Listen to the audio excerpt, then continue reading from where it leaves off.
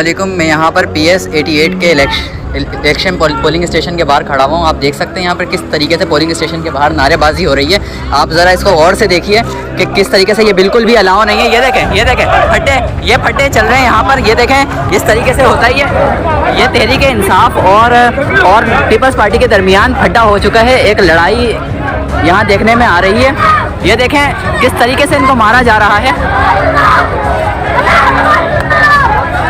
ये देखें ये देखें ये देखें ये देखें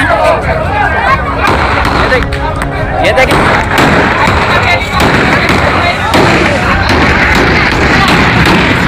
ये देखें किस तरीके से इन्होंने दहशतगर्दी का मुजाहिरा किया है और हवाई फायरिंग कर रहे हैं।